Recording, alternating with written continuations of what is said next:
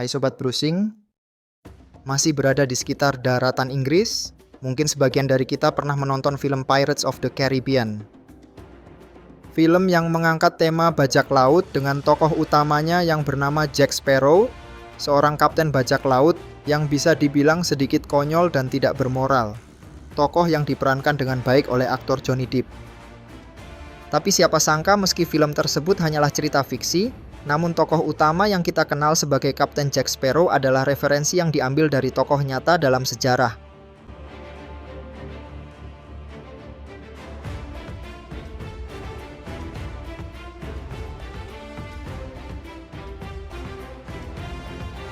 Lantas siapakah sebenarnya Kapten Jack Sparrow ini?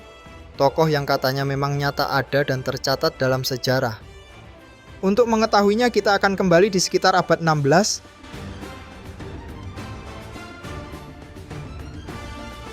Jika dalam film Pirates of the Caribbean berlatar di sekitar Laut Karibia dekat Amerika Latin, maka kisah hidup Jack Sparrow yang tercatat dalam sejarah berlatar belakang di sekitar lautan Inggris dan Laut Mediterania. Jack Sparrow lahir pada tahun 1553 dengan nama asli John Ward atau Jack Ward. Lahir di sebuah wilayah Faversham, Kent di Tenggara Inggris. Seperti kebanyakan orang yang lahir di pesisir, masa muda Jack Ward hingga awal dewasa dihabiskan dengan memancing ikan di sekitar daerah asalnya. Jack Ward lebih banyak meratapi nasibnya yang kurang beruntung hidup dalam kesusahan. Namun peruntungan kemudian datang menghampiri Jack Ward. Ketika itu negaranya Inggris sedang berperang dengan Spanyol dan Jack Ward kemudian mendapat kesempatan bekerja sebagai privateer.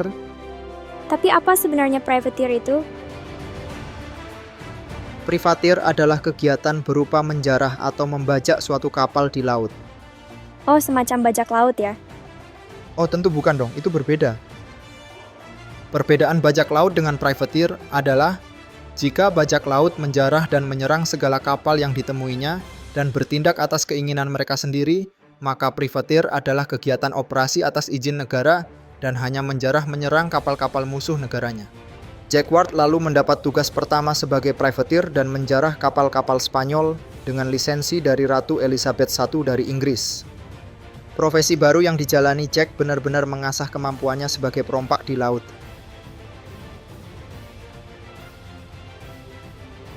Namun saat James I naik tahta Inggris pada tahun 1603, Raja James I kemudian mengakhiri perang dengan Spanyol. Hal ini juga mengakhiri tugas privateer yang sudah berjalan selama masa Ratu Elizabeth I. Para privateer menanggapinya dengan menolak melepaskan profesi mereka dan terus melakukan penjarahan di laut. Mereka yang masih melakukannya dianggap sebagai bajak laut karena mereka tidak lagi memiliki izin yang sah. Kondisi itu juga kembali membuat Jack Ward berada dalam posisi sengsara karena kehilangan mata pencarian utamanya yang telah dilakukannya selama bertahun-tahun. Sekitar tahun 1604, Jack Ward sempat terpaksa bekerja di sebuah kapal angkatan laut kerajaan Inggris, di mana ia ditempatkan di Armada Channel dan bertugas di kapal Lion's Whelp. Akan tetapi di suatu momen Jack Ward atau Jack Birdie memutuskan untuk membelot atau beralih profesi ke pembajakan ilegal sehingga menjadi bajak laut sesungguhnya, serta membentuk kru kapalnya sendiri. Jack Birdie kemudian berhasil mencuri sebuah kapal di pelabuhan Portsmouth, sebuah kapal layar seberat 25 ton. Kawan-kawan Birdie lalu mengangkat Birdie sebagai kapten. Birdie kemudian melanjutkan perjalanannya merompak di sepanjang jalan menuju Laut Mediterania.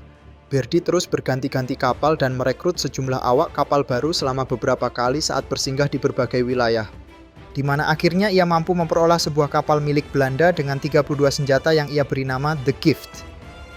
Jack Birdie kemudian berhasil mencapai Mediterania dan berlayar untuk pertama kalinya ke Algier, sebelum akhirnya sempat berbalik arah menuju pelabuhan di Atlantik Maroko. Di sana, beberapa pelaut asal Inggris dan Belanda seperti Francis Verney dan Anthony Johnson ikut bergabung menjadi kru Birdie. Dan pada musim panas tahun 1606, Jack Ward menangkap sebuah kapal dhow di Selat Gibraltar yang diduga mengangkut para budak. Di tahun yang sama, Jack Birdie mendirikan markasnya di Tunis setelah meminta izin kepada Kara Osman Bey dengan syarat imbalan sebagai hasil dari jarahan Jack Ward. Osman Dey sendiri adalah pemimpin provinsi Tunisia yang berasal dari Korps Yanishari Ottoman. Dey sendiri bertanggung jawab langsung kepada Khalifah Utsmaniyah di Istanbul. Jack Ward dan Osman Dey lalu berencana menjadikan pelabuhan Tunis sebagai pusat pangkalan operasi penangkapan kapal-kapal dagang asing maupun militer yang melewati Laut Mediterania dan memperkuat dominasi Ottoman di laut itu. Keberhasilan pertama Jack Ward di Mediterania adalah berhasil menangkap kapal dagang Inggris John Baptist.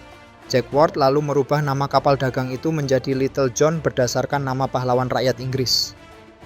Dari tempat pangkalan baru ini, Jack Birdy dapat terus dengan mudah menangkap banyak kapal dari beberapa negara Eropa, seperti kapal-kapal Venezia yang berharga, Ruby dan Carminati.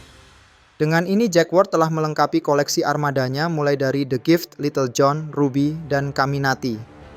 Jack Ward juga mendapatkan kemakmuran sejak bermarkas di Tunis. Hubungan baiknya dengan Dey membuat Jack Ward mendapatkan hadiah sebidang tanah darinya yang dibuatkan rumah. Lalu pada 1607, Jack Ward mendapatkan jarahan terbesarnya saat membajak kapal besar Reniera e Soderina dengan muatan sutra, nila, dan katun yang amat berharga kala itu. Meski harus menjalani pertempuran besar, Jack Ward tetap mampu membajak kapal besar tersebut. Birdy yang berhasil menangkap Reniera e Soderina kembali ke Tunis pada bulan Juni 1607. Sesampainya di Tunis, Jack Ward merombak Soderina menjadi kapal siap tempur yang lebih kuat dan berlayar kembali pada 1608. Dari sini ada sebuah kisah menarik dari seorang Jack Ward yang seorang bajak laut kelahiran Inggris. Di mana dalam pelayarannya yang baru dengan kapal besarnya itu, malapetaka menimpa Jack dan krunya. Saat berlayar kapal besar itu terkena badai hingga mengalami kerusakan parah. Kapal besar itu tidak mampu bertahan dalam badai karena Jack Ward merubah struktural pada dek meriam. Hancurnya kapal itu membuat 350 awak kapal Jack Birdy meninggal dunia. Sementara Jack Ward yang selamat kembali ke Tunis dengan kapal kecil dari armadanya. Sekembalinya ia di Tunis, ia mendapat cibiran terutama dari keluarga para mendiang awak kapal yang ditinggalkan.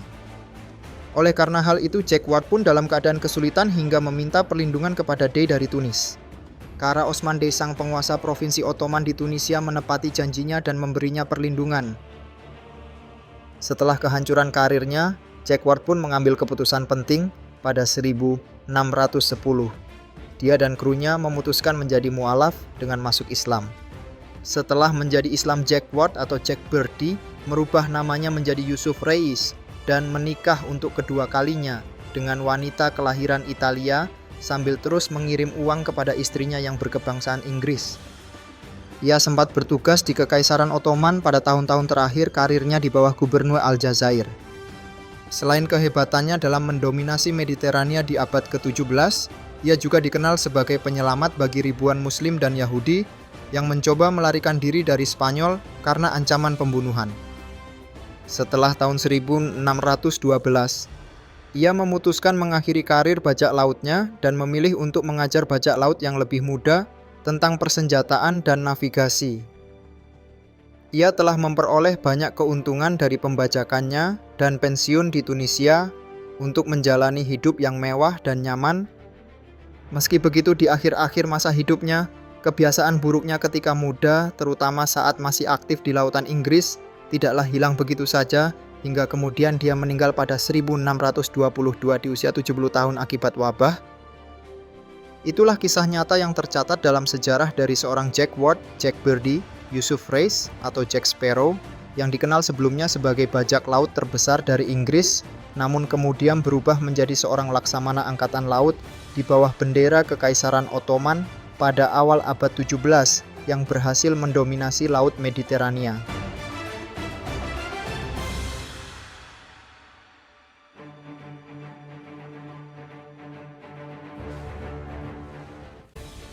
Terima kasih Sobat Browsing, mohon maaf apabila ada kurangnya. Jangan lupa like, komen, dan subscribe serta ketuk tombol loncengnya.